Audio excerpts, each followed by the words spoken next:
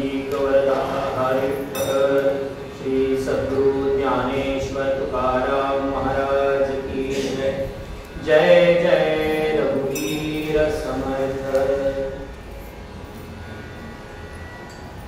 वंशी विभूषित करान्नवनीरदाभा पीताम्बराधरुणबिम्ब प्रदाधरोष्ठा मुखादरविन्दनेत्रा कृष्णात् परं किमपि तत्त्वमहं न जाने। पार्थाय प्रतिबोधितां भगवता नारायणेन स्वयं व्यासेन ग्रथितां पुराणमुनिनां मध्ये महाभारतम् अद्वैतामृतवर्षिणीं भगवतीम् अष्टादशाध्यायिनीम् अम्ब त्वामनुसन्दनामि भगवद्गीते भवक्लेशिनीम्। औन्नत्यं भजते हिमाद्रिवया गङ्गे वया पावनी आलिङ्गन्मरणन्निधानहृदये या देशभक्ता मुदा स्फूर्तिस्थानतया व्यलोकिनितरां या लोकमान्यादिभिः शश्वत्प्रेरणदायिनी भवतु सा गीताख्यसञ्जीवनी। प्रपन्नपारिजाताय स्तोत्रवेत्रैकपाणये ज्ञानमुद्राय कृष्णाय गीतामृतदुहे नमः। योऽन्तःप्रविश्य मम वाचमिमां प्रसुप्तां सञ्जीवयत्यखिल शक्तिधरस्वधाम्ना अन्यांश्च हस्तचरणश्रवणत्वगादीन् प्राणान्नमो भगवते पुरुषाय तुभ्यम्। गोपाल कृष्ण महाराज की जय। सदा प्रभुपदावरी निज समर्पिली सेतनु कथेत मन गोविलेक मन मालिके सीजनु। मुखातून जसा झरा सगुण भक्तीचा वाहतो समर्थ गणुदास ते सतत मी नमस्कारितो। सुप्रसन्न समाधानी निश्चयी च दृढव्रती सोऽस्तु मे वरो नित्यं वरदानंद भारती। गोपाल कृष्ण महाराज की जय। ओम नमो भगवते श्री वासुदेवाय।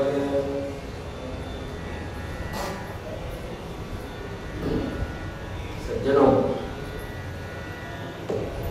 आज श्री कृष्ण कथामृत या महाकाव्याचा 13वा सर्ग पुनर्मिलन आपण पाहणार आहोत।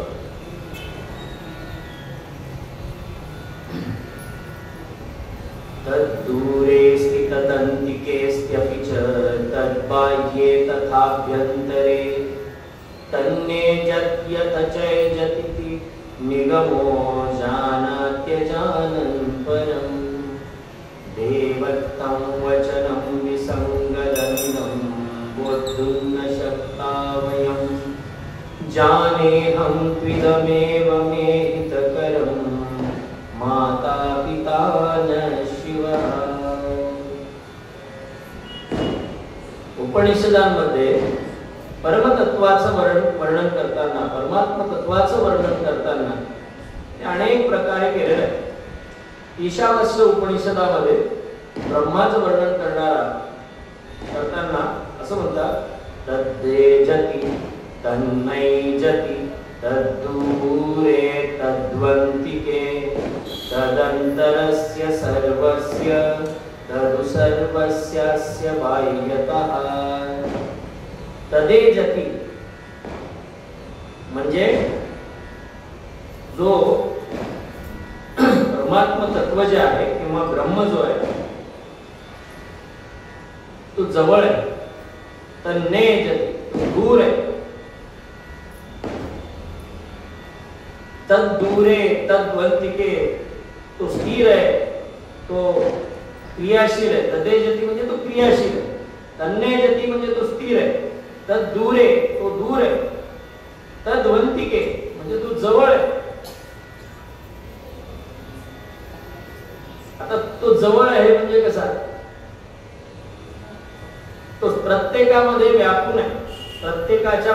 ब्रह्माचं स्थान आहे, ब्रह्म तिथे त्याला व्यापून घेतलेलं आहे प्रत्येकाला.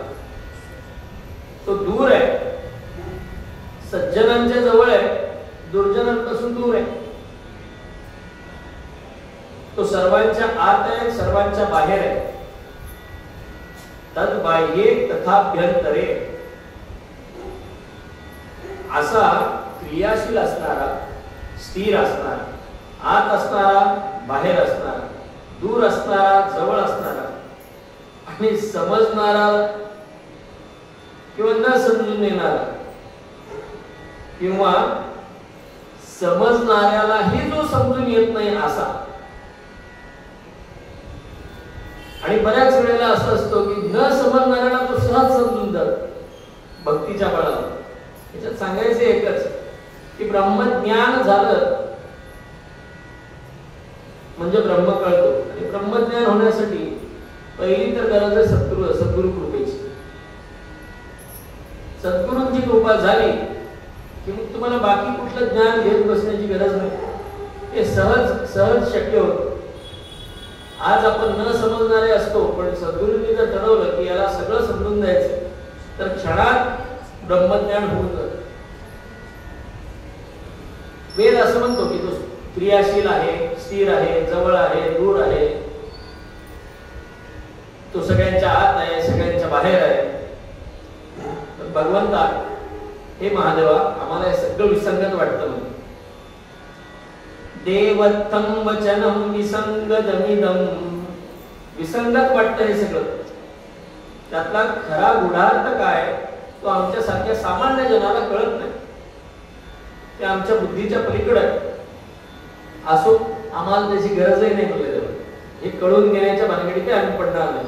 कारण आम्ही फक्त एवढं जाणतो, जाने हम त्विदमेव मे हितकरम माता पिता न शिवः. हे भगवान शंकरा, आम्ही एवढं जाणतो, आपणच आमचे माता पिता आहात, आमचं सर्वस्व आहात. आणि एवढंच मला समजतं आणि तेवढंच माझ्या हिताचं आहे. म्हणून मी भगवान शंकराला पुन्हा पुन्हा नमस्कार करतो. रसाळ भाव मानिले अनेक संत गायिले, जनात गुण जावया कलित मार्ग दाविले. हिरे अमोल वाङ्मयी धरी श्री सरस्वती, महीपती सत्या असो मदीय आदरे नती. ज्यांनी आपल्या रसाळ भाववाणीनं अनेक संतांची चरित्र गायली, असे ज्यांना संत कवी ही उपाधी दिली जाते, संतांवर ज्यांनी काव्य लिहिले, असे महिपती बुवा ताराबादकर. महिपती बुवा ताराबादकर एक नगर जिल्ह्यामध्ये राहुरीच्या राहत्याच्या जवळ ताराबाद नावाचं गाव होतं. त्या गावचे कुलकर्णी होते. महिपती बुवांना कुलकर्णीपणाची नोकरी, त्यामुळं वेळोवेळी शासकीय कामानिमित्त दप्तरी जावं लागायचं. एक दिवस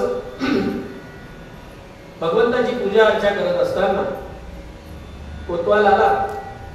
गावचे कुलकर्णी म्हणजे मामलेदाराचं होतं आणि त्यानं बोलवलं की अजून वरचे अधिकारी म्हणजे सुभेदार वगैरे आले आणि तुम्हाला कार्यालयात ताबडतोब बोलवलेलं आहे. ते पूजा करत होते. अनुरंगाला बहुमान चालू असेल तर, आणि त्यावेळेला हा निरोप आला. हे सगळं सोडून उठावं लागलं. ठीक आहे, तिथून उठले आणि थेट त्या कार्यालयात पोहोचले. जे काही काम होतं ते काम केलं. घरी येऊन त्याच कोतवालाच्या हस्ते त्यागपत्र पाठवून दिलं. जी नोकरी मला माझी पूजा, माझी साधना सोडून उठावं लावतील, ती नोकरी करायची नाही. एवढा निर्धार होता. ते संत होते म्हणून त्यांना ते साधलं. नाही तर उद्या तुम्ही मला महाराज म्हणाले की नोकऱ्या सोडा, आपल्याच्यानं होणार नाही. तेच करत आहे. आणि त्यांनी काय केलं, संत चरित्र लिहायला सुरुवात केली. मग ही संतांच्या ज्या कथा आज आपल्याला सांगितल्या जातात किंवा आपल्याला ज्या माहित आहेत त्या केवळ आणि केवळ महिपत बुवामुळे. जना तरुण जावया कलित मार्ग दाविले, या कलियुगामध्ये भगवत भक्ताची कथा ऐकणं हा तरुण जाण्यासाठीचा एक सोपा मार्ग आहे. म्हणून त्यांनी ही संत चरित्र रचली. हिरे अमोल वाङ्मयी धरी श्री सरस्वती, असे त्यांनी तयार घडवलेले जे हिरे, पैलू पाडलेले जे संत कथा आहे, मग ते संत लीलामृत असो, भक्तिविजय असो, अनेक ग्रंथ आहेत महिपत बुवांचे.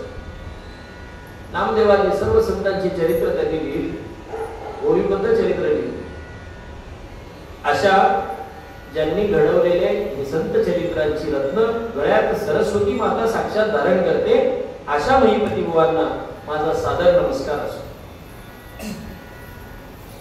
आणि अजून एक सांगायची गोष्ट, यांनी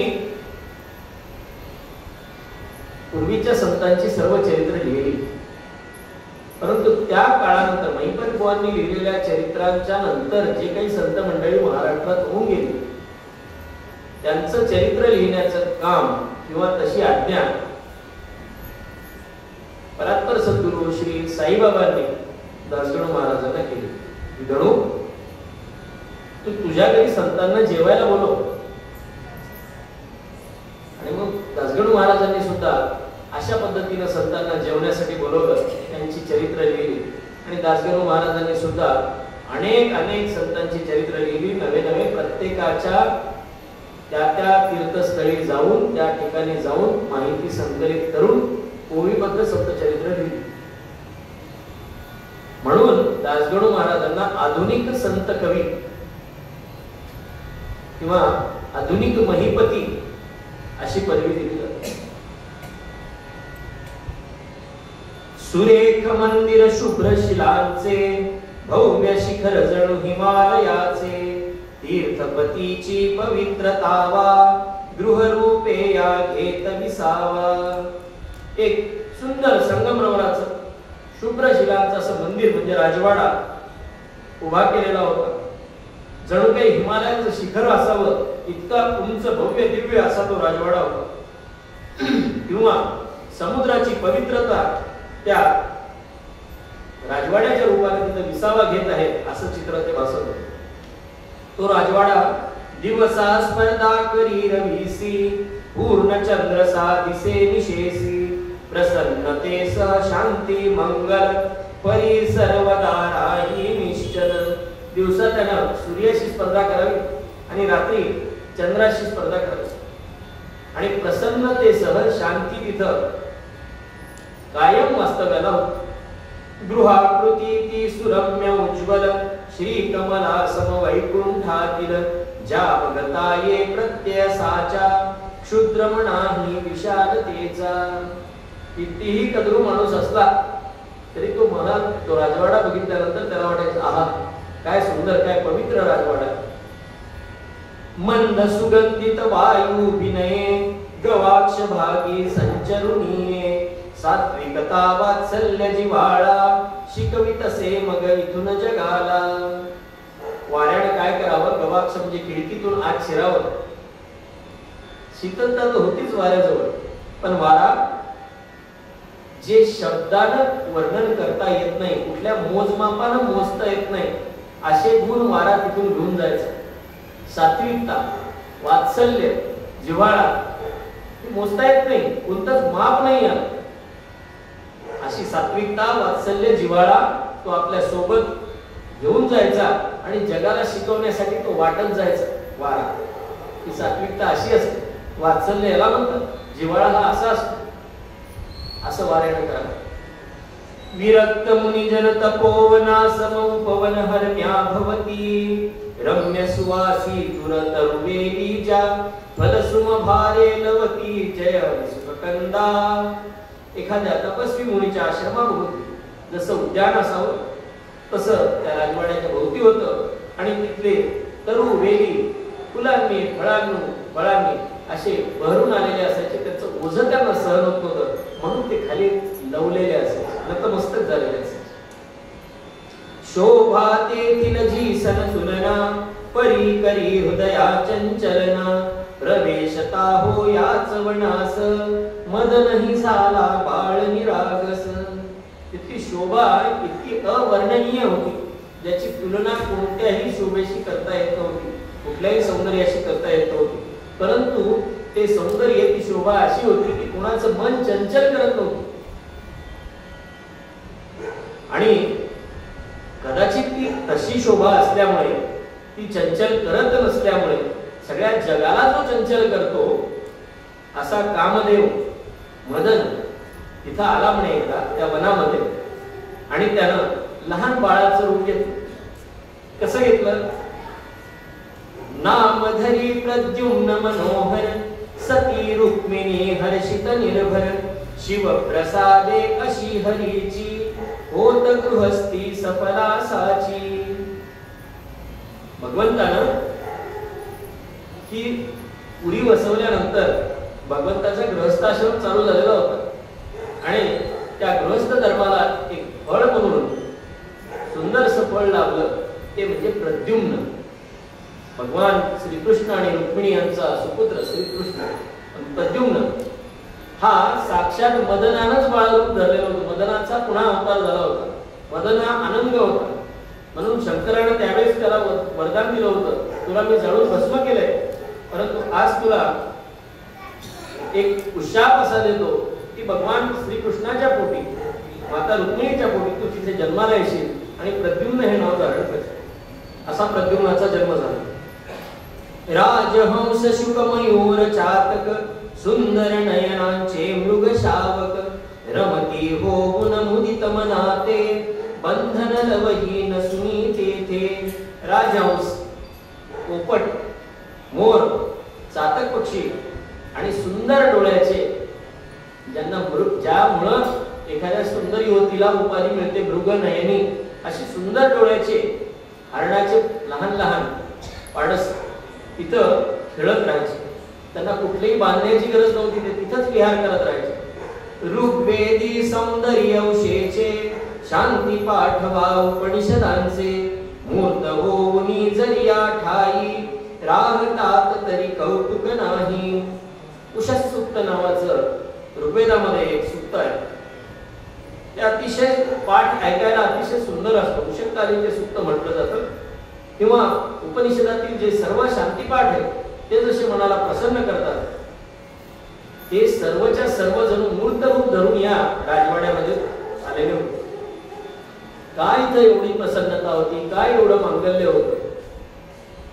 जगदीशाची जननी जासी पावन करीते निज सहवासी अधिक बोलणे न लगे काही सती देवकी येथे राही. भगवंताची माय साक्षात देवकी ज्या राजवाड्यात राहत होती म्हणून तो राजवाडा एवढा परम पावन होता. ती जणू तिच्या राहण्यामुळे त्या राजवाड्याला पावन करत होती. आणि दर्शन घ्याया प्रिय जननीचे प्रतिदिवशी वनमाळी प्रभात समयी येई घेऊन सुमने निज कर कमळी जय सुखकंदा. दररोज सकाळी भगवंतानं उठावं, आपले प्रातःविधी आटोपावे आणि आईच्या दर्शनासाठी स्वतःच्या करकमळामध्ये फुलं घेऊन यावी. भगवंताचे हातच मुळे कमळापेक्षाही कोमल, त्यात भगवंतानं फुलं घेऊन यावे आणि ती ओंजळ प्रेम भरे शिरचरणी ठेवी उचलून बसवी जवळी देवी वात्सल्याने कुरवाळी मुख परात्पराचे घेई निज सुख. प्रेमभराने भगवंतानं मातेच्या चरणी मस्तक ठेवावं, आईनं त्यांना उचलून जवळ बसवावं, मुखावरून हात कुरवाळावा आणि ती देवकी जे सहसा यती मुनींना सुद्धा जे लाभ जो नाही तिनं तो आनंद रोज घ्यावा. परात्पराला पाहण्याचं सुख तिनं दररोज घ्यावं. शुद्ध दुधाचे पायस हाता देऊन वदली हरिसी माता. रोज तिनं आपला एक पेलाभर पायस तयार करून ठेवावा मुद्दाम, भगवंताला आवडतो म्हणून. आणि आल्याबरोबर तो त्यानं आपल्या हाताने भगवंताच्या हातात द्यावा. आणि आज तिनं तो पायस हातात दिल्यावर आई काय म्हणाली? कथिले मजसी गर्ग मुनींनी ग्रहण रवीचे आले म्हणून. मला आपले कुलगुरु कुलोपाध्याय गर्ग मुनी जे आहेत त्यांनी सांगितलंय की सूर्यग्रहण आलेलं आहे जवळ. येत्या मासातील अवशेषी गिळील राहू रवी सर्वांशी मज वाटे या परवासाठी सरस्वतीच्या जावे काठी. मला असं वाटतं या येणाऱ्या पुढच्या महिन्यामध्ये अमावस्येच्या दिवशी राहू सूर्याला सर्व अंशांनी गिळणार आहे. म्हणजे 15 सूर्यग्रहण होणार आहे. आणि मला असं वाटतं की आपण त्या सरस्वतीच्या काठावर जावं आणि तिथे तो पर्वकाळ साधावा. आता सरस्वतीचा काठ म्हणजे कुठलं ठिकाण? कुरुक्षेत्र. राजर्षी कुरुच्या पुण्याही पावन झाली विशेष भूही अवती भवती या भूमीचे वेद वाढले यदुवंशाचे. या कुरु राजानं राजर्षी कुरु ज्यांना असं म्हणतात, कुरु राजानं सर्वप्रथम भूमी नांगरली. नांगराची निर्मिती करणारा, नांगराचा शोध लावणारा, शेतीचा शोध लावणारा म्हणून कुरु राजाची ओळख आहे. म्हणजे सांगायचं काय की या देशाचा राजा शेतकरी होता. बरोबर आहे. आज आपण नुसतं म्हणतो शेती प्रधान वगैरे वगैरे वगैरे सगळ्या गोष्टी, पण सत्ता काही शेतकऱ्याच्या हातात नाही. पण तो काळ असा होता साक्षात शेतकरीच राजा होता. कुरु नाव होतं त्याचं, कुरु. आणि त्या कुरुचाच वंश पुढे कौरव झाला. आणि या कुरुच्या पुण्यामुळं ती भूमी इतकी पवित्र झाली होती की असंख्य पिढ्या त्याच्या पुण्यावर या कुरुवंशाच्या आणि यदुवंशाच्या इथे वाढत राहील. पर्वकाळ हा यास्तव साधू जाऊन त्या क्षेत्राते थोर थोर जन संत महात्मे सहजी मिळतील ते जय हरी सुखकंदा. ती म्हणाली हा पर्वकाळ आहे म्हणून तिथं सगळे साधू येतील. आणि असं आता आपण लोकांनी पाहिलं कुंभमेळ्याचा पर्वकाळ आला, सगळ्या भारत खंडातून साधू महंत तिथं आले आणि त्यांच्या दर्शनासाठी लोक ओढीने तिथं पोहोचले. तसं तिथं आपल्याला अनायासे तिथं गेल्यानंतर सर्व सज्जनांचं संतांचं दर्शन सहजासहजी होईल म्हणून आपण तिथं जाऊ. एवढं म्हणल्याबरोबर क्षणाचाही विलंब न करता भगवंत काय म्हणतात, वदेशी हरी अवश्य माते जाऊ कुरुक्षेत्रा परवाते इच्छेची तव कधी नावज्ञा ही तो मंगलकारक आज्ञा. आई तुझ्या इच्छेची आजवर कधी अवज्ञा केलीच नाही म्हणले आणि ही तर मंगलकारक आज्ञा आहे, नक्की जाऊ. आणि लागलीच राजदरबारात आल्याबरोबर प्रस्ताव ठेवला भगवंतांनी. बलरामासह सकळ यादव मेळवीत मग सभेर माधव विचारा फुला कथिला त्यासी सर्वही झाले मुदित मनासी. सरकार असं होतं भगवंताचं, तीर्थयात्रेचे ठराव पास करून घेत होता भगवंत. म्हणजे किती अतिशय उत्तम असे ठराव भगवंत पास करून घेत होता सभेमध्ये. त्याला लोकशाही म्हणावं. आणि नाही, मी पुन्हा आजही सांगतो असे दिवस आलेत म्हणून एवढा जोरदार कुंभमेळा पाहायला भेटला. आता लोक काही म्हणतात चेंगरा चेंगऱ्या झाल्या, काही झाल्या, त्याला काही अर्थ नसतो. असो, पुढे काय केलं भगवंतानं, चपलगतीच्या अनलस दूता पाठवूनही कळवी वार्ता. अनलस म्हणजे त्याला आळस नाही असा, चपळ गतीचा आळशी नाही असा दूत पाठवला आणि सगळीकडे ही वार्ता पसरवली की आम्ही पर्वकाळासाठी कुरुक्षेत्रात येत आहोत. कुणाला सांगितली पहिली वार्ता, प्रिय सखळे जे पांडव त्यासी स्वजना विसरत न ऋषिकेशी. पहिल्यांदा पांडवांना सांगितलं. भगवंत स्वजनांना कुणाला विसरला नाही. आता भगवंताला काही स्वयंपण कमी होतं का? पट्टराण्या 8 होत्या आणि 16 सहस्र नारी. सगळ्या सासरवाडींना निमंत्रण दिलं की या पर्वकाळासाठी कुरुक्षेत्रावर या. द्वारानगरीचे संरक्षण, आता इथं संरक्षण करावं लागेल द्वारकेचं, म्हणून प्रद्युम्नावर दिले सोपवून. हा प्रद्युम्न तरुण झाला होता आणि तुझ्या कृष्ण भासावा असा होता प्रद्युम्न. भगवंताचा मूर्तिमंत दुसरं रूप असा प्रद्युम्न. आणि त्या प्रद्युम्नाला म्हणले आता तुझ्या द्वारकेचं रक्षण कर, आम्ही येतो जाऊ. यादव सेनाधी धरी संगे कथिले सावध असण्या अंगे. तू किती शूर असलास तरी सावध राहा, एवढं भगवंतानं सांगितलं. जननी जनका बलरामासह घेऊन निज परिवारा यात्रेसह निघे दयामय. आश्रय धर्माचारा जय हरी सुखकंदा. यात्रेसाठी भगवंत निघाले. जो स्वतःच धर्मासाठी आश्रय असा भगवंत यात्रा करतो. कशासाठी? आपल्याला ती सवय लागावी म्हणून. प्रवासातही अमाप वैभव. आता भगवंताची यात्रा निघालेली आहे, तिथं काय वैभव वर्णावं. शिबिरासी श्री शिबिरासी उणे नसेलव.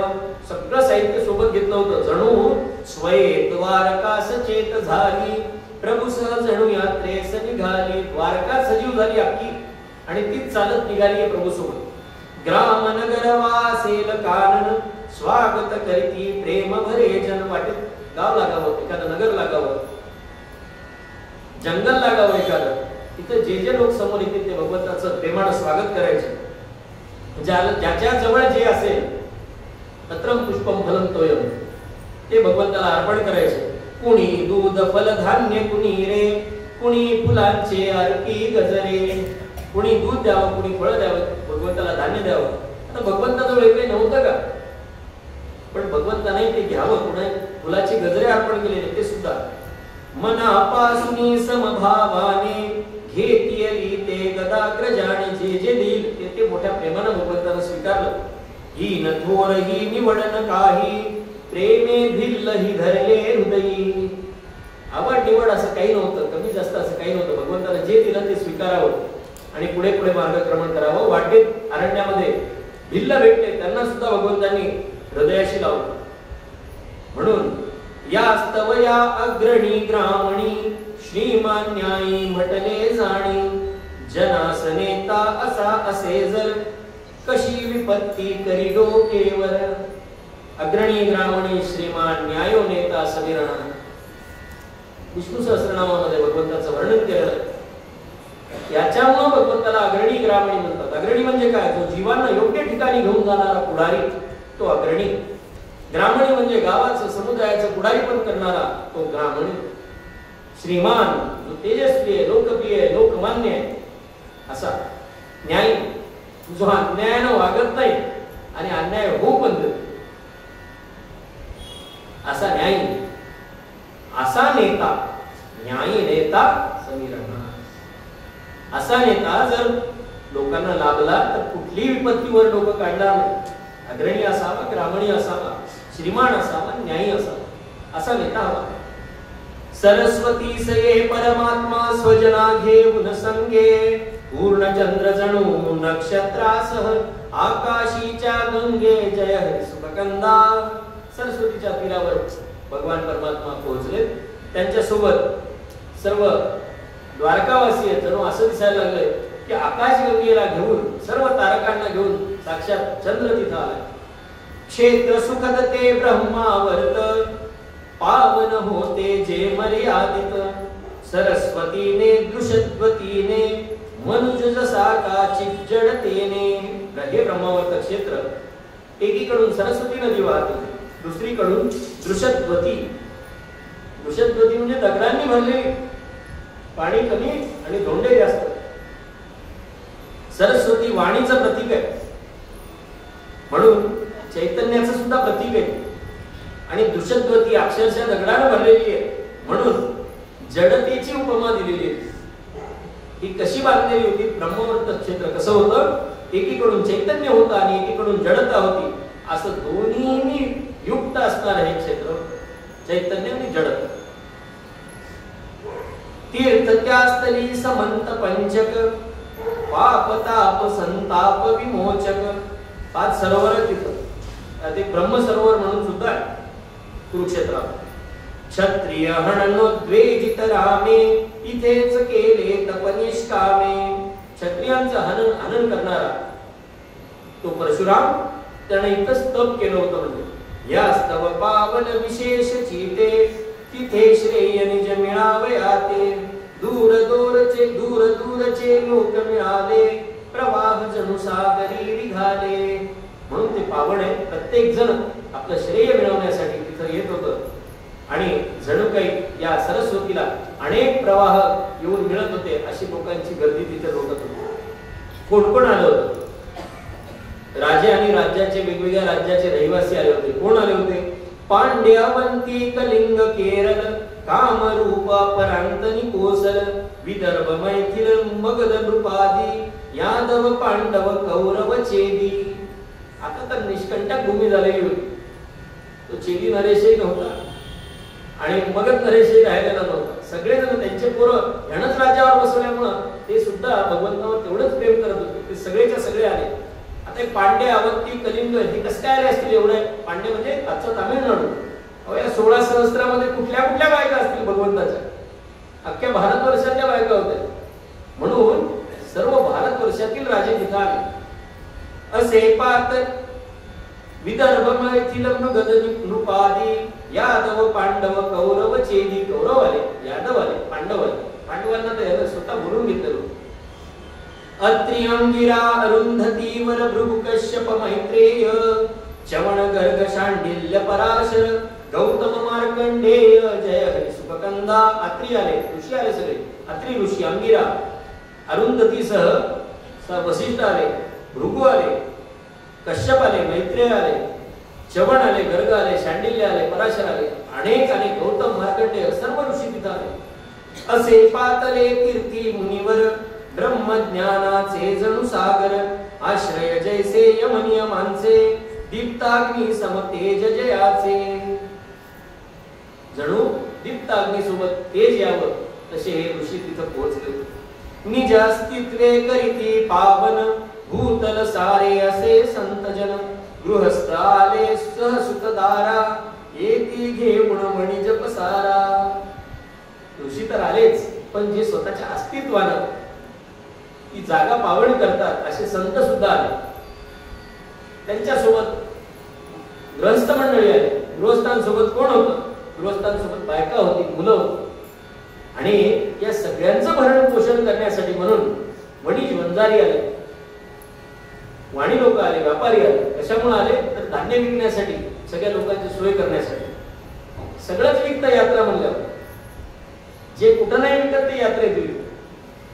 सान थोर नरणारी येती समावल्या की 18 जाती क्षेत्र दिसे जेते जेवी कानन शारद काली गेले बहरुण ग्रह तारांगण मंडित अंबर प्रकटित वैभव वारत्नाकर जन संमेलन मधुर दिसेते विविध वर्ण जणू इंद्र होते.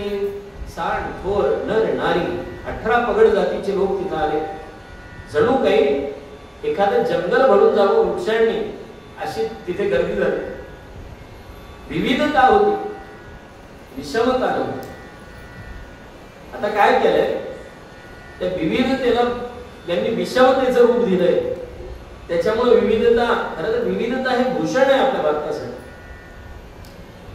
प्रांतात भाषेची विविधता आहे, वस्त्रांची विविधता आहे, अन्न खाद्याची विविधता आहे. ही विविधता आहे, पण विषमता नाही. कारण सर्वजण एकाच ध्येयानं प्रेरित लोक होतात. विविध मुळात काय असते? विविधता ही निसर्ग निर्मित असते आणि विषमता ही मनुष्य निर्मित असते. त्यामुळं कुठल्या गोष्टीला मोठं स्थान द्यायचं हे प्रत्येकाला कळायला पाहिजे. जे निसर्ग निर्मित आहे, भगवंतानं जे बनवलेलं आहे, त्यानं निर्माण केलेलं आहे, त्याला मोठेपणा देऊ आणि त्या विविधतेत आनंद निर्माण. कुरुक्षेत्र ते गमे मनोहर गोड गळ्यातील गाणे संवादी स्वर मिळता जेवी बहुविध आला पाने जय हरी सुखकंदा. ते कुरुक्षेत्र जणू गोड गायन बनलं होतं. लोकांच्या संवादाचे स्वर एकमेकात मिसळत होते आणि बहुविध आलाप ऐकायला येते. अनेकात एकत्व बघावे भेद भेदामध्ये समावे वैषम्याने समता केवी रीत भारतामध्ये शिकावी. विविधतेमध्ये एकता आहे. एकता म्हणजे एकरूपता नव्हे. आपली आपली विविधता टिकून राहिली पाहिजे, पण एकता असली पाहिजे. सगळं साचेबद्ध पाहायला तरी बरं वाटतं का? सगळ्या माणसांचे चेहरे एकसारखे असले असते, सगळ्या बायांचे चेहरे एकसारखे असले असते, कसं दिसलं असतं ते? अहो, एकासारखा दुसरा, जुळ्यात सुद्धा भगवंत फरक ठेवतो. त्याला सोपं केलं असतं ना, एक साचा केला असता, मध्ये ते भरलं माती दिलं खाली पाठवली, भरली माती दिलं पाठवली. पण भगवंतानं असं केलं नाही का? भगवंताला हेच सांगायचं होतं, विविधतेमध्ये एकता असायला पाहिजे. आणि ही रीत कुठं? वैषम्याने समता केली. या विषमतेमध्ये, वैविध्यामध्ये समता कशी असते ही केवळ आणि केवळ भारतामध्ये पाहायला मिळते. म्हणून आपल्या इकडे परदेशात तसं एकसारखे घर सुद्धा नसतात. घर सारखे घर सापडायला नको. कदाचित कुणी आपल्या घरी यायला निघालच तर चुकावं म्हणून ते सारखे घर बांधत असतील. आजकाल ती फॅशन आली आहे जरा आपल्या इकडे. म्हणजे ते घर शोधत शोधत माणूस आलाच नाही पाहिजे, तिकडूनच वापस गेला पाहिजे. बरोबर आहे? भव्य उभविली शिबिरे कोणी, कुणी मंडपी कुणी वितानी. कुणी मोठमोठ्याने शिबिरं बसवली. आता तिथं आता सगळं हे तुम्हाला हे दृश्य आमचे सावकार जाऊन आले कुंभमेळ्याला, त्यांनी पाहिलं हे सगळं. मोठमोठे शिबिरं होते. कोणी मंडप घातले, कोणी नुसते वितानं दिले, 4 ठिकाणी कपडा बांधलाय, सावली केली. कुणी पाहिली छाया तरुची. आता ज्यांच्याजवळ काही नव्हतं त्यांना आपली झाडाची सावली पाहिजे. क्षिती कुणाही नसे उन्हाची. पण हे सगळं जरी होतं, कोणी कुणाला कुणाबद्दल मत्सर नव्हता. तो एसी मंडपामध्ये राहतोय, आम्ही साध्या मंडपात आहे, आम्ही झाडाखाली आहे, असा मत्सर कुणाला नव्हता. मग वैभव कसं होतं? हत्ती जणुकी जिवंत डोंगर, चपलगतीचे घोडे सुंदर, बैल जयांची थोर व शिंडे, गायीच्या शिंगा प्रतिकोंडे. सगळं वैभव होतं. हत्ती होते, घोडे होते, बैल होते, दुधाळ गायी सोबत आणलेल्या होत्या. आणि झोप कसे होते? बघण्यापूर्वी सोया पुली, दुसऱ्यासाठी झटती सगळी. आपली सोय पाण्याची आधी दुसऱ्यांची सोय करत होते. साध्य एकची असल्यावर ते, मत्सर लोभा स्थलना उरते. सगळ्यांचं साध्य एक होतं, म्हणून मत्सर लोभ यांना तिथं स्थान नव्हतं. गजबज सुनी बजबज नव्हती कुठेच त्या समुदायी, समाधान सकलाही होते ही पूर्वज पुण्याई. जय हरिस्पकंदा. गजबज होती पण बजबज नव्हती. माझं तुम्ही करत नव्हतं. हे कशामुळे होतं? त्यांच्या पूर्वजांची पुण्याई होती, म्हणून सर्वांच्या चित्तामध्ये समाधान बसलेलं होतं. शिबिर हरीचे मध्ये विराजे. आता भगवंत येणार आहेत. लोक काही आधी आलेले असतील, पण लोकांनी भगवंतासाठी मध्यभागची जागा मुद्दाम राखून ठेवलेली होती. मध्यभागी एखादा महत्वाचा आखाडा जसा असतो तसा मध्यभाग यांच्यासाठी मोकळा ठेवला होता. भगवंतानं तिथं आपलं शिबिर स्थापित केलं. शिबिर हरीचे मध्ये विराजे, मेरू समगिरी गणांतरी जे. सर्व पर्वतांमध्ये मेरू जसा शोभून दिसावा, मेरू पर्वत, तसं भगवंताचं शिबिर शोभत होतं. तेच पांडवा होय विसावा, मधुसूडून का भ्रमर रमावा. पांडवांनी काही वेगळं शिबिर करण्याची भानगड केली नाही. म्हणले आपण राहू भगवंताच्या सोबतच, तेवढंच सोबत राहायला भेटेल. जणू एखाद्या भुंग्यानं मध सोडून इकडे तिकडे कुठे जात नाही भुंगा, तसे पांडव भगवंताच्या सोबत राहायला लागले. पांचाली सहवसे रुक्मिणी.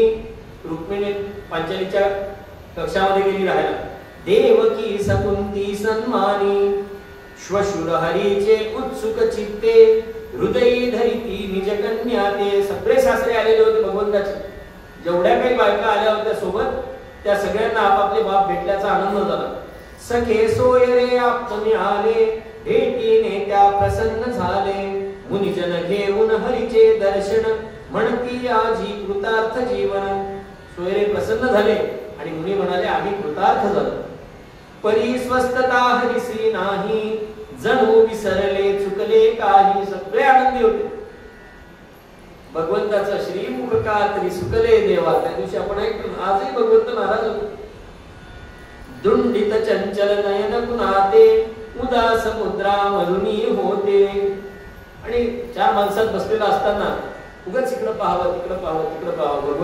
भगवंताची दृष्टी चंचल झालेली होती आणि मध्येच भगवंताची मुद्रा उदास व्हायची. देह बसे शिबिरी परिवारी, मन परिते थे नवते. भलते उत्तर दे मग हासून सावरण्या पाहत ते जय हरी सुखकंदा. देह शिबिरात होता पण मन काही तिथं नव्हतं. कुणी काही विचारलं की भगवंत काहीतरी दुसराच बोलायचा आणि मग सावरण्यासाठी काहीतरी सारवासारव करायचं. तेवढ्यात द्रौपदी, रुक्मिणी आणि अर्जुन ही तीन नावं अशी आहेत भगवंताच्या अतिशय जवळची नावं आहेत. द्रुपद सुता रुक्मिणी धनंजय कृष्ण वर्तने करीती विस्मय. यांना हे जाणवलं भगवंत काहीतरी वेगळं वागताय. वदे सहेतुक मग पांचाली. आणि मग पांचाली मुद्दाम हेतू घेऊन काय म्हणाली, गोकुळची का बरे नाली. तिच्या लक्षात आलं की कुणासाठी सगळे करायचे, कोणाची वाट पाहतोय, गोकुळचे का आले नाही गडे, असं तिनं भगवंताकडे पाहून म्हणलं. मंडळी सत्या बघावयाची आस असे मज फार दिसांची. तुझ्या मुखे हरी कितीतरी वेळा महिमा ज्यांचा मी ऐकियला. देवा गोकुळच्या लोकांना मला बघायची इच्छा आहे, फार दिवसाची इच्छा आहे. तू अनेक वेळा त्यांची महती सांगितलीस म्हणून मला त्यांना बघण्याची इच्छा आहे. ते कधी येणार आहे. तदा म्हणे श्री हरीची जाया. रुक्मिणी काय म्हणाली, मी ही आतुर त्या वंदाया. हिला बघायचं होतं. रुक्मिणी म्हणे मला वंदन करायचं त्यांना. त्यातही केव्हा पाहिन राधा तुलनेची की जिलान बाधा. त्यातल्या त्यात राधेला पाहिजे, तुलनेची बाधा सुद्धा नाही मिळेल अशा राधेला मला पाहिजे. तिच्या सोबत कुणाची तुलना होऊ शकत नाही अशी अतुल्य असणारी राधा मला पाहिजे. भाव भक्तीची जी परिसीमा संत जियेचा गाती प्रेमा. भाव भक्तीची जी परिसीमा आहे, परमोच्च सीमा आहे आणि संतजीचा महिमा गातात त्या राधेला मला भेटायचं. गिधरे यांनी मज आश्वासन तुझया परवी व्रजजन दाविन. येताना वाटे त्यांनी मला आश्वासन दिलंय की या पर्वावर तुला मी व्रजजनांची भेट घडवून देईल. मीही त्यांची वाट बघत गे प्रिये काल पासोनी. भगवंत काय म्हणतात, मीही त्यांची वाट बघत गे प्रिये काल पासोनी. बोलत माधव कधी भेटती गोपी व्रजजन जननी. जय हरी सुखकंदा. मी पण कालपासून त्यांची वाट पाहतोय, कधी एकदा गोपी भेटतील, व्रजजन भेटतील आणि आई भेटेल. मी आतुर आहे. तीर्थ विधी स्तव या परवासी येतील मत्प्रिय गोकुलवासी. येथवरी मी विश्वासेया आलो झाले श्रम परिवाया. या तीर्थविधी स्तव या पर्वकाळ साधण्यासाठी गोकुळवासी इथे येतील. त्यांना काही निरोप वगैरे पाठवलेले नव्हते बरं भगवंत. कसा होता भगवंत, भक्तांवर असणारा विश्वास होता की येणारच. बोलावणं कोणाला धाडावं लागतं, ज्याला अहंकाराची मानाची बाधा झालेली आहे त्याला बोलावणं धाडावं लागतं. आणि ज्याचा प्रेम असतो ना तो ओढत येतो बरोबर. भगवंत म्हणले त्या विश्वासावर आलो. काय म्हणलंय, येथवरी मी विश्वासेया आलो झाले श्रम परिवाया. पण माझी मेहनत वाया गेली असं वाटतं मला. प्रिय भक्तांच्या भेटी वाचून काय तुझे मजबुरे प्रयोजन. म्हणजे मला या तीर्थाचं या पर्वकाळाचं काय प्रयोजन आहे. प्रत्येक अध्यायात भगवंताने आठवण करून दिली, मी पूर्ण काम आहे, मला फक्त भक्त पाहिजे, मला बाकी काही नव्हतं. मी त्यांच्या स्तव ते मजसाठी अवतरतो या प्रेमापोटी. मी येतोच त्यांच्या प्रेमापोटी. म्हणते मी त्यांच्यासाठी, ते माझ्यासाठी. तोच कात कुणी सेवक येई. एवढ्यात एक सेवक धावत धावत आत आला शिबिरामध्ये. धापण मावे ज्याच्या हृदयी. धावण्यामुळे त्याचं ऊर भरून आला होता. हर्ष जयाच्या फुलला वदनी. पण चेहऱ्यावर खूप आनंद होता त्याच्या. विनम्र झाला प्रभूचे चरणी. करी त्वरे तो मंगल भाषण. महाराज यदुवंश विभूषण. जवळ गोपगण अगदी आला. गात मुखाने आपुल्या लीला. तेव्हा आनंदाची गोष्टी आहे. म्हणजे जय तू राजेश महाराज आपला जय जयकार असो. आनंदाची बातमी आहे, गोकुळवासी जवळ आले. कसे येत आहे तर तुमची गीत गात येत आहे. ऐकून दिदली मौक्तिक माला गळ्यातली त्या दासा, वार्ता नचही सुधा वर्षली तृषितावरती सहसा जय हरी सुख कंदा. तहानलेल्यावर जणू अमृताचा वर्षाव व्हावा असं भगवंताला झालं आणि भगवंताने गळ्यातली मोत्याची माळ जी होती त्या दासाच्या अंगावर फेकली. पण दुसुताचा हात धरोनी यायला लागले तसं सांगितलं होतं, पण यांना कुठे दम निघतोय. अर्जुन होता बाजूला बसलेला, त्याचा हात धरला. पण दुसुताचा हात धरोनी त्या हस गरुड ध्वज वेगानी, सामोराये गोपजनांसी गगनपुरे आनंदासी. सामोरा आला भगवंत अर्जुनाला घेऊन. गोपाळासह नंद यशोदा वृषभाणूची तनया राधा, भजने गाती जन अनुरागे गाड्या हळूहळू येती मागे.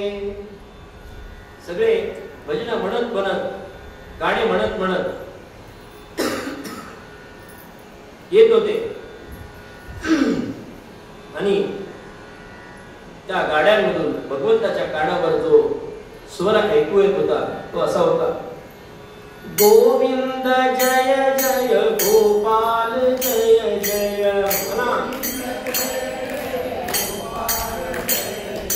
गोविंद जय जय गोपाल जय जय.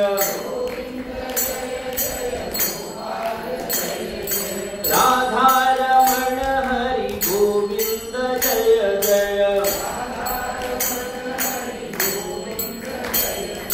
माधव जय जय गिरिधर जय जय.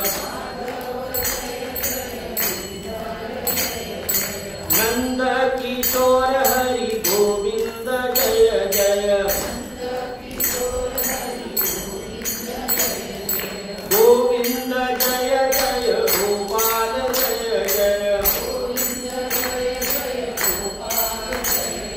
राधा रमण हरि गोविंद जय जय. गोविंद जय जय गोपाल जय जय. राधा रमण हरि गोविंद जय जय. गोपाल कृष्ण महाराज की जय. ही नावं कोणती घ्यायची?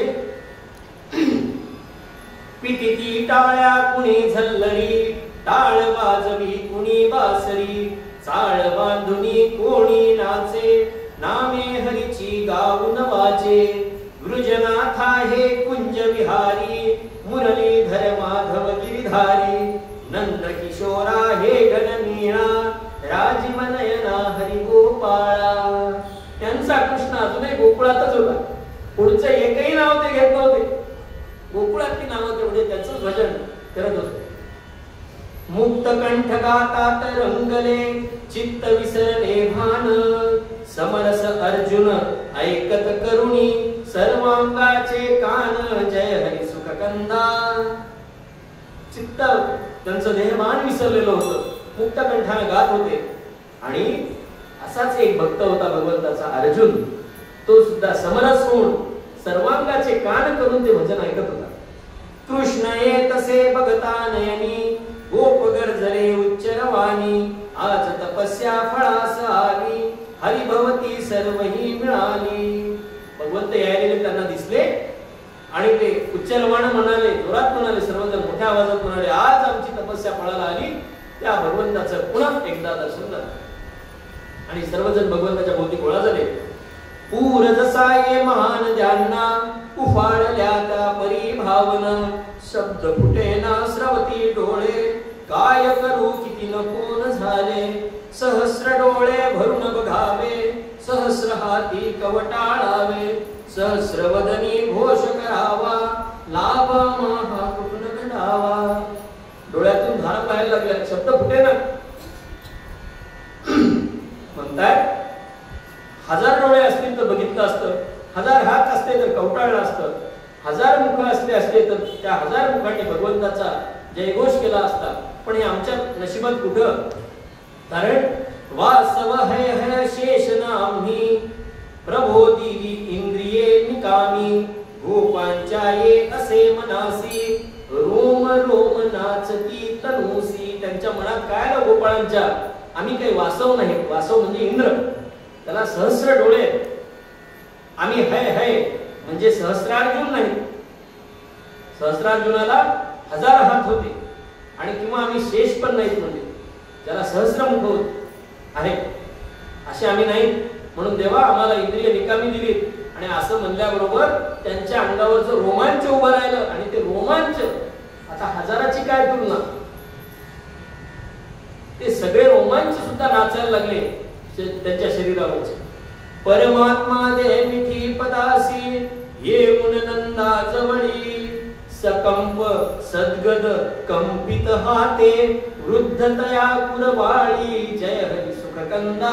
तोडून तोडून का म्हणलं मी, भगवंताने येऊन नंदाच्या पायाला मिठी दिली आणि थरथरणारे गदगदित झाले, कंपित झालेले त्याचे हात भगवंताला कुरवाळत होते. वृद्ध झाले होते नंद बाबा.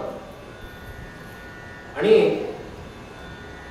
नंद बाबाची स्थिती आहे, हरी आला हे यशोमतीने ऐकियले परिदिसेन नयने जले डवरुनी गेली दृष्टी हर्षित झाली जन जननी कष्टी. फक्त हरी आलाय एवढं ऐकलं आणि तिच्या नेत्रामध्ये अश्रू दाटलं, कंठ भरून आला. तिला डोळ्यापुढं काही दिसत नव्हतं. आनंदी झाली, त्या आनंदासोबतच कष्टी सुद्धा झाली. आर्तरवे संबोधून माते हरिणी दिधली मिठी गळ्याते. माते म्हणले भगवंत फक्त आणि मिठी मारली आईच्या गळ्याला. रामे जणू सरता वनवास, जसा रामायण वनवास संपल्यानंतर कौशल्याला मिठी मारलेली असावी. धन्य धन्य गर्जले दिवौकस. देवांनी सुद्धा धन्य धन्य धन्य म्हणलं. आणि मग मुकुंद भेटे मग राधेसी मंगल सारे यदाश्रयासी मोहतमाचा स्पर्शन जीते गंगोत्री जी भक्तिरसाते. भक्तिरसासाठी जी साक्षात गंगोत्री आहे, भक्तिरसाचा उगम तिच्यापासून होतो अशी ती राधा, जिला मोहाचा तमाचा स्पर्श नाही. जे काही मंगल आहे ते तिच्या आश्रयाने राहतं अशी राधा. त्या राधेला भगवंत भेटले. श्री हरीची जी चिन्मय छाया मिठी देत तिज दृढ यदुराया शुभ मिलनच भेद कळावा कवण राधिका कवण हरिवा. हरी कोण, भगवंताने मिठी मारली राधिकेला. हरी कोणता राधा कोणती काहीच लक्षात येत नव्हतं. आणि सर्वांनी भजन चालू केलं. राधे कृष्ण कृष्ण कृष्ण राधे राधे.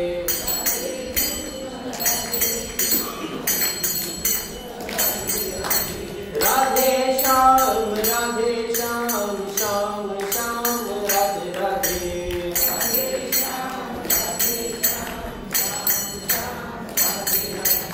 राधे कृष्ण राधे कृष्ण राधे राधे.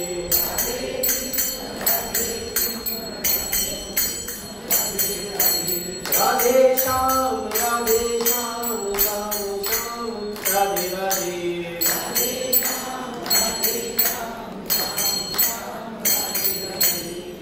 गोपाल कृष्ण महाराज की जय. प्रेम समाधी पाहुनियाती मुनिजन हृदयी झाले. प्रेमाचा या अंशही मिळता जीवन सार्थक झाले. जय हरी सुखकंदा. ती प्रेम समाधी पाहिली आणि मुनी म्हणाले या प्रेमाचा एक अंश जरी आम्हाला मिळाला तर आमचं जीवन सार्थकी लागेल. वसुदेवाने श्रीनंदाचा आदर केला फारची साचा. दोघांचेही गहिवरले मन किती दिवसांनी झाले दर्शन. दोघं मित्र होते, वसुदेव आणि नंदबाबा. दोघ जण अनेक वर्षानंतर भेटले. शिबिरासी वा परिवारा निज पुरा विसरला आता अधोक्षज. भगवंत ते शिबिर विसरले, आपल्या बायका पोरं विसरले. पुरा विसरला आता अधोक्षज. गोपाळासह वृक्षाखाली पूर्णपणे रमला वनमाळी. हे झाडाखाली थांबले. फार फार तर काय केलं असेल, यांच्या जवळ ज्या बैलगाड्या होत्या त्यांनी उभ्या करून लावल्या आणि त्याची जी काही सावली झाली होती त्याच्या खाली हे विसावलं. यदुनाथन हरी जणू हा आता प्रौढवयाची नुरगी सत्ता तत्वज्ञानी न चहाकना वीर वृजरमणी प्रिय नंद किशोर. हा वृजरमणींचा प्रिय असणारा नंद किशोर झाला. आता काही यदुनाथ राहिला नाही. प्रौढ वय ते विसरून गेला, स्वतःचा मोठा झालेला विसरून गेला. यशोमतीसी करण्या वंदन. इतक्यात काय झालं, इकडे शिबिरामध्ये देवकी सगळ्या सुनांना म्हणाली, चला ग मोठ्या सासूबाईंच्या दर्शनाला जाऊया. भगवंताच्या अष्टपटराण्या आणि 16 सहस्र नारींपैकी ज्या काही आलेल्या असतील त्या सगळ्या जणींना सासूबाई म्हणाल्या, चला मोठ्या सासूबाईंच्या दर्शनाला जाऊ. यशोमतीसी करण्या वंदन सर्वे सर्वही सुनास घेऊन येत देवकी हर्षित चित्ते विस्मय झाले व्रजललनांते. आता या गोपींना नवल वाटलं की राजमाता असणारी देवकी यशोदेला वंदन करण्यासाठी सगळा आपला लवाजमा घेऊन आपल्या सुनांना घेऊन येते. आणि तिथं आल्यानंतर यशोमतीला कळालं हे सगळ्याच्या एवढ्या सोबत आलेल्या बाया आहेत. या हरीच्या भार्या हे कळता यशोमतीच्या हृदयी वात्सल्यासह आनंदाचे अपूर्व भरते येई जय हरी सुखकंदा. या हरीच्या बायका आहेत हे यशोदेला कळालं आणि तिला आनंद तर झालाच, पण तिचं वात्सल्य सुद्धा उचंबळून आलं. वधू वंदिता सती यशोदा प्रेम भरे दे आशीर्वाद प्रिय बाळे सौभाग्यवती हो गुणबलशाली सुत तुझला हो. आशीर्वाद काय दिला, प्रेमभराने आशीर्वाद दिला. प्रिय बाळांनो तुम्ही सौभाग्यवती व्हा, पण तुम्हाला गुण बलशाली असे पुत्र होत. शिर पुरवाळीत अंकावरचे. आणि या वेळेला भगवंत कुठे होते, त्या पाया पडत होत्या आणि भगवंत यशोदेच्या मांडीवर शिर पुरवाळीत अंकावरचे कुतुके निरखित वदन हरीचे. तिने आपल्या भगवंताच्या डोक्यावरून हात फिरवत फिरवत भगवंताचं मुख न्याहाळत होती. कुसे देवकी प्रति यशोदा बसली होती जवळच राधा. यशोदा मांडीवर डोकं घेऊन भगवंताचं कुरवाळत असताना देवकी बाजूला बसलेली होती, तिला विचारत होती. त्याच वेळेला एका बाजूला राधा सुद्धा बसलेली होती. पुन्हा मिळवी काय पराक्रम करुण वदाहा श्याम तरी मम थोरपणीच्या याच्या लीला ऐकू द्या मज म्हातारीला. देवकीला म्हणाली, बाई तुम्ही सांगा, मी लहानपण तर सगळं अनुभवलं त्याच्या मोठेपणीच्या लीला सांगा. या एकेकीला कोणते कोणते पराक्रम करून त्यानं मिळवलंय. हा सुन सांगे सती देवकी. देवकी असली आणि सांगायला लागली, वडील सून ही पहा भीमकी. ही मोठी सून आहे, सर्वात मोठी. तिचं नाव भीमकी रुक्मिणी आहे, भीमकाची कन्या आहे. विदर्भ भूपाची प्रिय कन्या हरीस इच्छित असे अनन्या.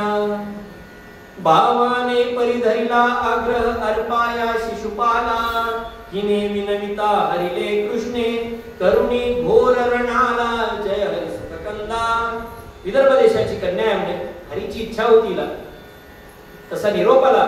भावानं शिशुपालाला देण्याचं ठरवलं होतं, पण भगवंत कृष्ण तिथं पोहोचला आणि त्यानं तिचं हरण केलं आणि मोठं रण केलं. तिथं युद्ध करून तिला जिंकून घेऊन आला. कमलमुखी ही दुसरी भामा रुसवा धरिते कधी कामा. ही कमलमुखासारखी सुंदर अशी सत्य भामा आहे, पण कधी कधी रुसते. म्हणजे हिचा पिता गे आळ हरीवर स्यमंतकाचा तुची तस्कर. सांगितलं मी त्या दिवशी कथाला. सात्यकीनं सत्राजितानं आळ घेतला होता भगवंतावर की तू समाजा समंतकपणी चोरून नेलास. पुढे तो सगळा प्रकार झाला. प्रसेनानं तो मनी नेला आणि पुढे तो जांबुवंताला प्राप्त झाला. नंतर तो भगवंताने आणला, सत्राजिताला पुन्हा अर्पण केला. सत्राजितानं रत्नासहित सत्यभामा भगवंताला अर्पण केली. वदिला बंधू मम रत्नासव आरोपे या शंकित यादव. यादवांना शंका शंका आली होती की प्रसेनाला सुद्धा यांनाच मारलं. परी प्रसेनावधिले सिंहे जांबवतासी रत्न मिळे हे कलंक दुस्सह होय हरीसी रत्न आणिले तये प्रयासी सत्राजित मग पश्चातापी कन्ने कन्येसह निज रत्न समर्पी. कन्या पण आपण केली म्हणजे सत्राजितानं आणि रत्न सुद्धा समर्पित केलं. त्याच वेळेला त्या जांबवंतासोबत 22 दिवस युद्ध केलं होतं भगवंतानं. जांबवतासव रत्नाकार युद्ध करी आपला व्रजमोहन तये तो शुनी बाहुबलाही जांबवती दिदली दुहिताही. आणि तिथं तिसरी बायको भेटली म्हणजे जांबवती. कालिंदी ही दिनकर कन्या गिरिजे समतप करुणी भाग्यवती ही पुण्याने त्या झाली हरीची रमणी जय हरी सुखकंदा. सूर्याची कन्या कालिंदी हिनं पार्वतीसारखी तपश्चर्या करून त्या पुण्यावर भगवंताला प्राप्त करून घेतलं. कोसल नृपतनया सत्या ही कोसल देशीची राजाची कन्या आहे. तिचं नाव सत्या. वीर्य शुल्क ठरविली विवाही. तिथं तिच्या बापानं काय पण ठेवला होता. 7 मत्त बैलास वेसणून 7 बैलांना एकदा वेसन घालून आवरायचं. वरिली रामा समजिंकुण पण रामानं जसा पण जिंकला तशी पण जिंकून आणलेली सत्या आहे. ही भद्रा कैकई तरीही कैकई देशाची माझ्या नंदेची पोरगी आहे म्हणजे तिचं नाव भद्रा. ही भद्रा कैकेयी तशी तरीही हारच आहे प्रेमळ हृदयी मम नंदेची सुता पित्याने कृष्णादी धरी प्रेम भराने. माझ्या नंदेची मुलगी ही भद्रा आणि तिच्या पित्यानं प्रेमाने ही अर्पण केली मुले कृष्णाने.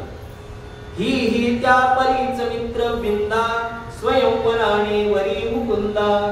अजून एक ही मित्रविंदा जी आहे ही सुद्धा दुसऱ्या नंदेची मुलगी आहे पण हिला स्वयंवरातून जिंकून आणलं का. बंधू दोघे विरोध करीती. अवंतीचे जयसेन नावाचे राजा होते. अवंती देशाचे जयसेन नावाचे राजा होते. त्यांची मुलगी होती मित्रविंदा. त्याला विंदा आणि अणुविंदा नावाचे 2 पोरं होते. त्यांनी भगवंताशी युद्ध केलं पण भगवंतासमोर कोण टिकणार आहे. बंधू दोघे विरोध करीती ओनटके परियाचे कुडती आणि कही लक्ष्मणा सुलक्षण. 8वी ही लक्ष्मण आहे म्हणजे. आणि हरुणी स्वयंवरातून आहे ही मद्राधिपतनया मद्र देशाची कन्या आहे. तिचं नाव लक्ष्मण आहे.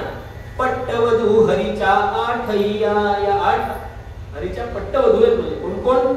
रुक्मिणी सत्यभामा जांबवंती कालिंदी सत्या भद्रा मित्रविंदा आणि लक्ष्मण या 8 जणी या अष्टनारी आहेत. आणि याच्याशिवाय नरकासुर वधुनी कारे तुनच्या त्याच्या ज्या सोडविल्या असती त्या भार्या बहुयाच्या सगळ्या येतना आल्या जय हरी सुखकंदा. काही घरी ठेवल्या म्हणजे आता काय काय असेल ना घरचे कारनामे असतील काय काय कामं असतील काही जणी घरी ठेवल्या असतील काही सोबत आल्या सगळ्या काय आल्या नाही म्हणजे खूप काय येतात. गोविंदाच्या भार्या विषयी ऐकून राधा हर्षित हृदयी धन्य तुम्ही वरिले गोपाळा लबाड परी गे हा सांभाळा. धन्य म्हणलं तुम्ही हा लबाड आहे सांभाळा स्वतःलाही सांभाळा त्यालाही सांभाळा. सहवास काय करतो हा सहवासे निज लावून गोडी हरिहा सहसी तयास तोडी धरा भरवसा कधी नयाचा नेमन काही या फसव्याचा. फसवाय म्हणल्या गोडी लावतो आणि सोडून जातो. काय होतं म्हणले हृदयी बिंबते प्रतिमा याची हीच खरी गे विश्वासाची तिला लवही द्यावे अंतर सुखा समगना पुरेल सागर. प्रत्यक्षात याची काही गरज नाही म्हणले हृदयात याची प्रतिबिंब जे निर्माण होतं ते खरं महत्वाचं आहे आणि त्याला कधी अंतर देऊ नका मग तुम्हाला सागरापेक्षाही जास्त सुख मिळेल. बाहेरुनी हा छळतो भारी. बाहेर जो आहे तो छळतो म्हणजे आत्ता छळत नाही. काम उपजवी तृप्त बाहेरुनी हा भारी छळतो काम उपजवी तृप्त न करीतो हृदयातील पर्याची मूर्ती इच्छे पूर्वी करीत पूर्ती. बाहेरचा छळतो म्हणली पण आतला जो आहे तो आतला छळणं तर दूर जाऊ दे तुमची इच्छा निर्माण होण्याच्या आधीच त्याची पूर्ती करतो. आणि हे केवळ आणि केवळ राधेला गोपींना माहित होतं. म्हणून त्या मथुरेपर्यंत सुद्धा गेल्या नाही. त्यांना माहित होतं आपला हरी आपल्या जवळ आहे. द्वारका तर फार दूरची राहिली, त्यांचा हरी त्यांच्या हृदयात होता. भगवंताने सगळं भाषण ऐकलं राधेचं आणि भगवंत काय म्हणाले, वदे श्रीपती सस्मित राधे कलह निर्विसी काही, डोळे लावून बसता सगळ्या धडगत माझी नाही, जय हरी सुखकंदा. राधे कशाला आगाव सांगायला लागली म्हणले, एक दोन प्रकार होती म्हणले.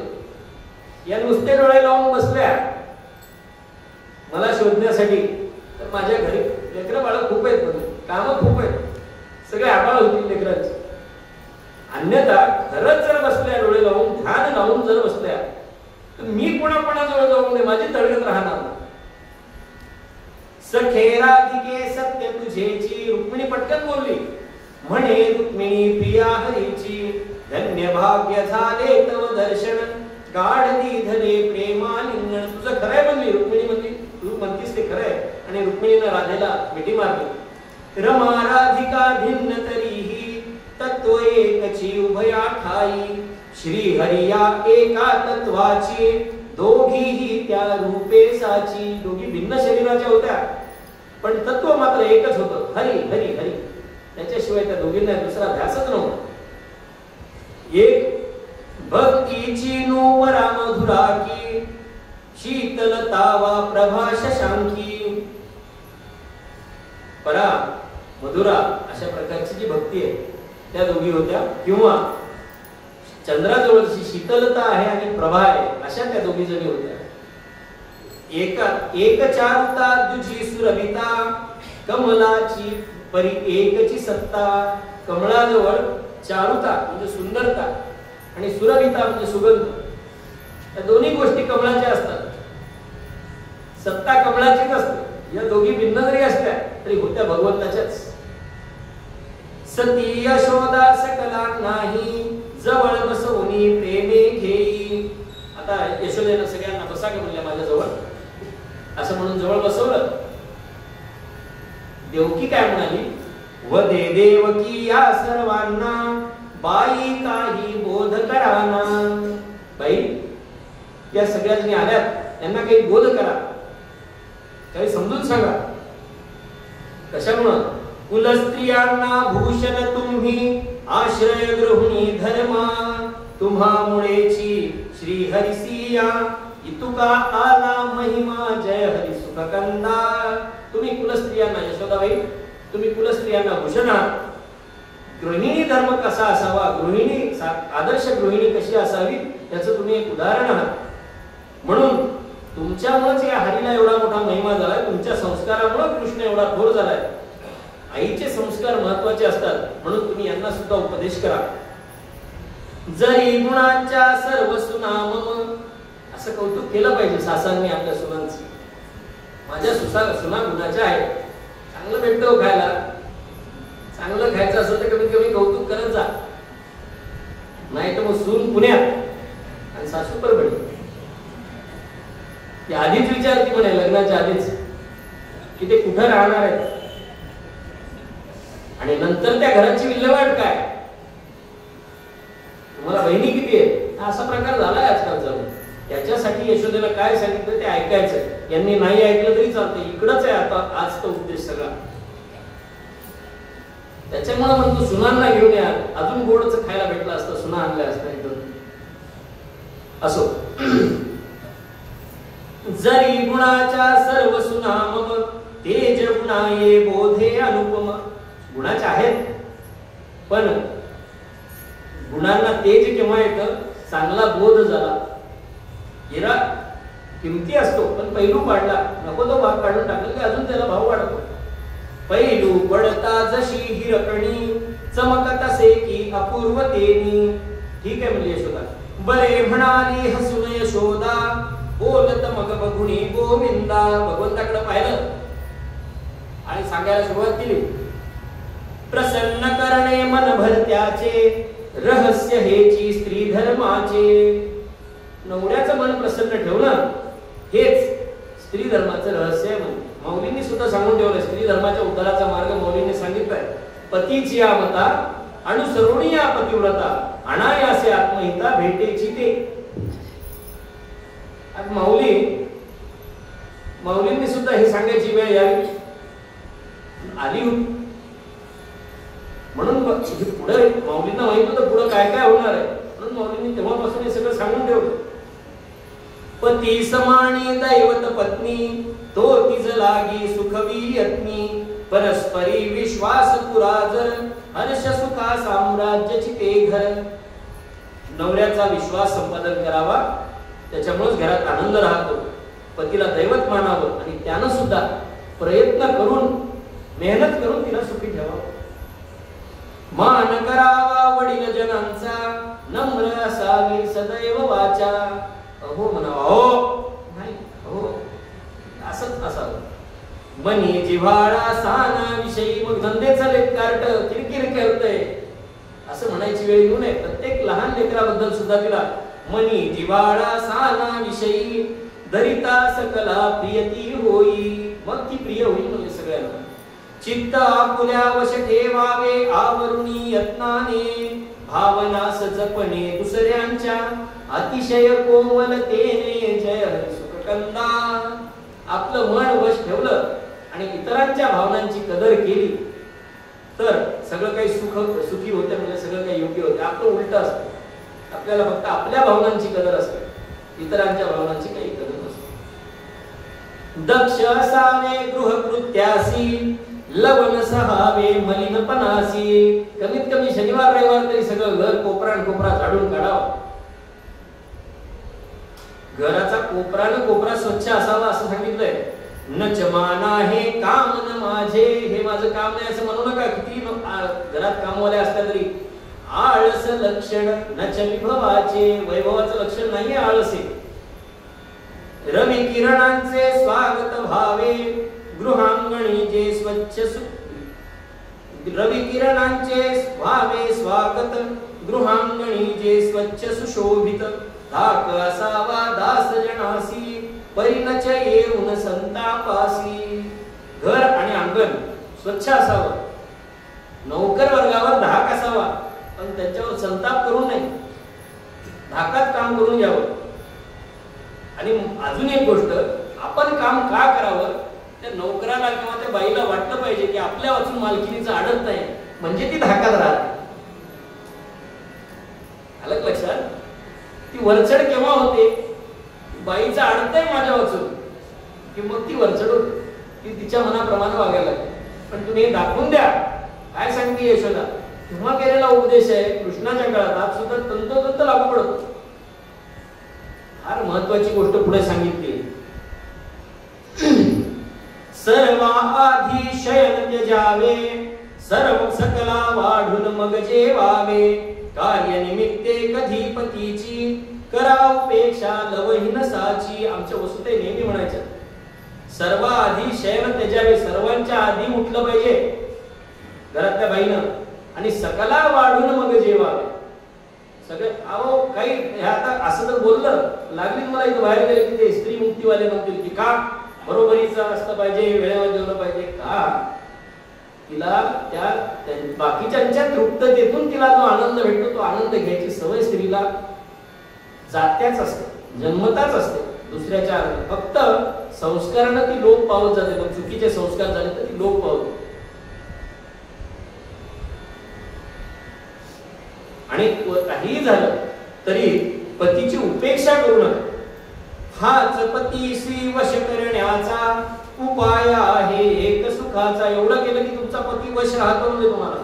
ताईत गंडे जी कुलटाती शोधित बसते आत्मविघाती. नवऱ्याला वश करण्यासाठी ताईत गंडे जर घालत असेल तर ती आत्मविघाती आहे. म्हणजे निज पावित्र्या प्राणपणे ही रक्षानित अनन्या.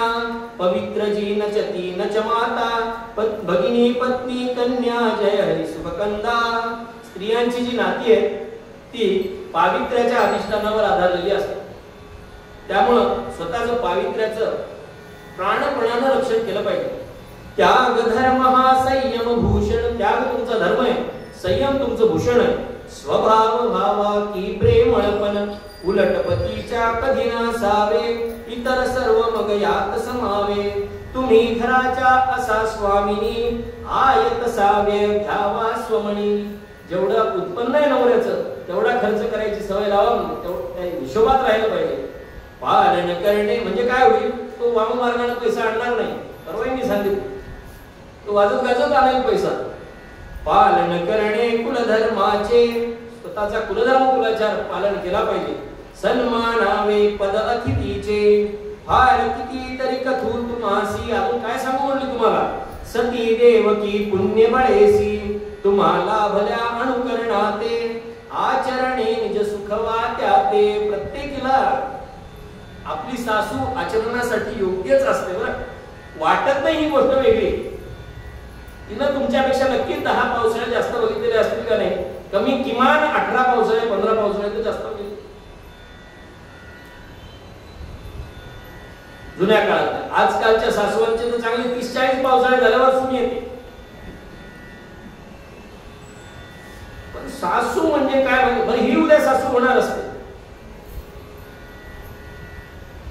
तिचे वाक्य कसं वागा, आपोआप घरात सुख नांदत.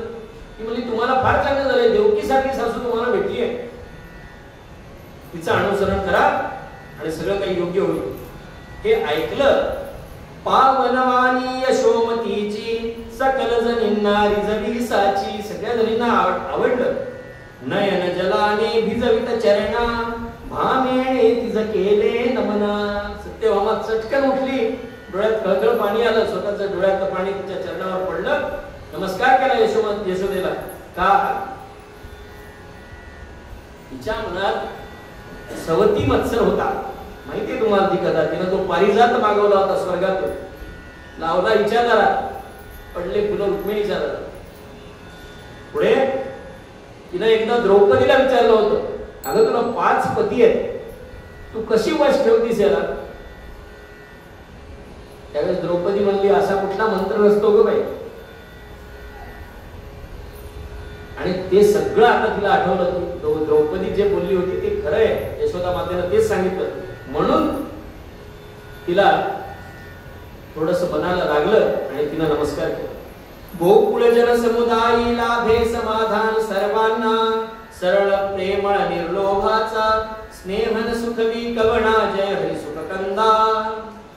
आनंदी प्रियजन सहवासे, सगळ्यांच्या सोबत 4 दिवस गेले क्षण जैसे. पुढे परवाचा दिवस आला. पर्व दिवस ये मग अवसेचा, वेध लागला से ग्रहणाचा. पर्व विधी स्तव धांदल झाली, सर्व ही तीर्थी सचैल न्हाली. सगळ्या जणांनी तीर्थांमध्ये सचैल स्नान केलं. निराहार राहून जप करीती, दाने देती बहुविध रीती.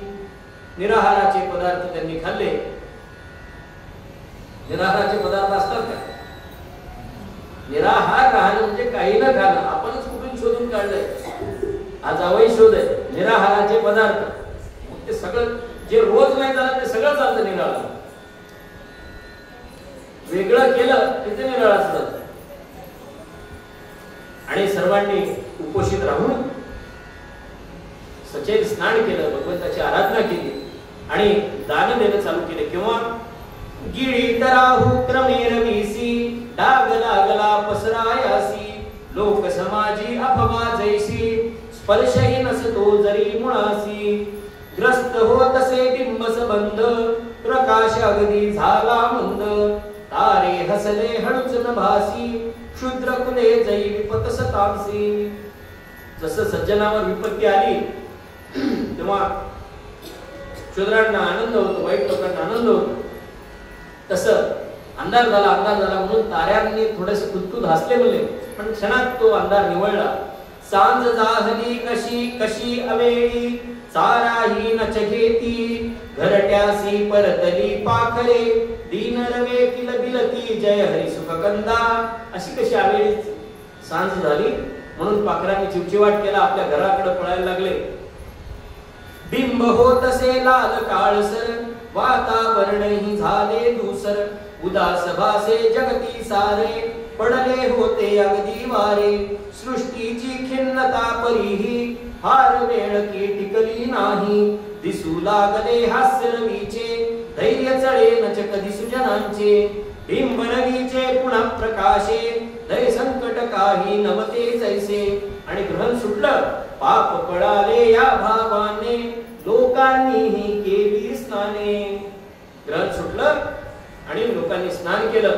यथा सांग कर्मे करीती जन सद्धर्माची ओळख ठेवून दाता नचदे उपकारास्तव घेणाराही अगतिक नालव. दाता सुद्धा देणारा सुद्धा उपकार केल्यासारखा देत नव्हता आणि घेणारा सुद्धा लाचार नव्हता, अगतिक नव्हता. यात्रिकासनच छळती कोणी धर्म दक्षिणेसाठी व्यंगाचे निज करुण भांडवल कुणी ना भरती पेटी जय हरी सुख कंदा. कुणी दक्षिणा द्या म्हणून हात पसरत नव्हतं, याचकांचा हात धरत नव्हतं, यजमानांचा हात धरत नव्हतं, किंवा कुणी आपल्या व्यंगाचं भांडवल करून मी आंधळा आहे, मी खुळा आहे म्हणून भीक मागून आपली पेटी भरत नव्हतं. परवी राहुण उभे जलाते हरिणे जपिले गायत्री ते सर्व काळ राही उपवासी धन्य वाटले धर्मविधीसी. या पर्व काळात भगवंतानं पाण्यात उभं राहून गायत्री मंत्राचा जप केला, दिवसभर उपवास राहिले. या धर्मविधींना सुद्धा धन्य झाल्यासारखं वाटलं. भगवंतानं धर्मविधी केली. श्री नंदाच्या हाते वैभव आपुले करवी दान रमाधव. नंदाच्या हाताने दान केलं सगळे. नंदाची मग उदार कीर्ती तृप्त मनाने याचक गाती. आणि लोकांना काय माहिती काय नंदराजानं दान दिलं, काय नंदराजानं दिलं. बापाची कीर्ती वाढावी हा यामागचा हेतू.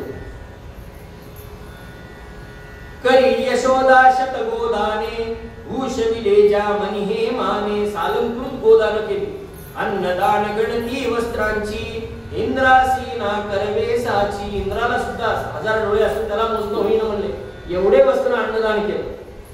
हे का केलं त्यावेळेस सांगितलं होतं ना गोकुळातून निघताना, तुमचा आहे आहे राहील तुमचा, अन्यथा समजावाच मी तुमचाच राहणार. म्हणून त्यांच्या हाताने वसुदेव देवकी नव्हते काही तर, पण नंद यशोदेच्या हाताने दान केली. पर्व काळ तो अशा रीतीने समाप्त झाला आनंदाने. परस्परांचा निरोप घेऊन लोक निघाले गेहा परतून. सगळे आपला पर्व काळ संपला, लोक आपल्या आपल्या घरी जायला निघाले. गोपगणांच्या हृदयासी परिव्याकुळता ये भारी धरती कवळून निज हृदयासी पुन्हा पुन्हा गिरधारी जय हरी सुख कंदा. व्याकुळ झाले गोपाळ, पुन्हा पुन्हा यावं, भगवंताला मिठी मारावी. भगवंत त्यांना सोडवण्यासाठी पुढेपर्यंत आले. होच विनाय दूरवरी हरी घेई लोळन नंद पदावरी. निज शेल्याने गोपजनाचे नयन कुशी स्रवती निज साचे. स्वतःचे डोळे व्हायला लागले भगवंताचे, ते भगवंत आपल्या शेल्यानं गोपाळांचे डोळे पुसायला लागले. कसे तरी शेवटी यश एकदा व्रज परते सह नंद यशोदा. वळुनी मागे बघती विव्हळ मार्गा भिजवी नेत्रातील जल. माग वळून वळून कन्या सासुरासी जाये मागे परतोनी पाय. पुन्हा पुन्हा पुन्हा पुन्हा मागे परतून पाहायला लागले आणि त्यांच्या डोळ्यातल्या पाण्यानं नेत्रातल्या जलानं रस्ते ओले झाले. रडत रडत बिचारे व्रजात वापस गेले. नवे तेज ये श्री कृष्णासी. परंतु भगवंताला नवीन तेज आलं, रिचार्ज झाले भगवंत. कारण पुढे फार मोठं काम करायचं होतं भगवंतांना, म्हणून भगवंतांनी ही बॅटरी चार्ज करून घेतली स्वतःची. नवे तेज ये श्री कृष्णासी गोपजनांच्या प्रिय सहवासी. सेवन करिता दिव्य रसायन भरे ओज उत्साहे जीवन. एखादं दिव्य रसायन दिव्य औषधी प्यावी असं भगवंताचं तेज ओज वाढलं, उत्साह वाढला. पर्व एक सरले ग्रहणाचे वेध लागले परी दुसऱ्याचे. एक ग्रहणाचं पर्व संपलं आणि दुसऱ्या पर्वाचे वेध लागले. संकट कधी एकटे न येई कळप करून जणू असते तेही. संकट कधी एकटं येत नाही, संकट कळप करून येतं.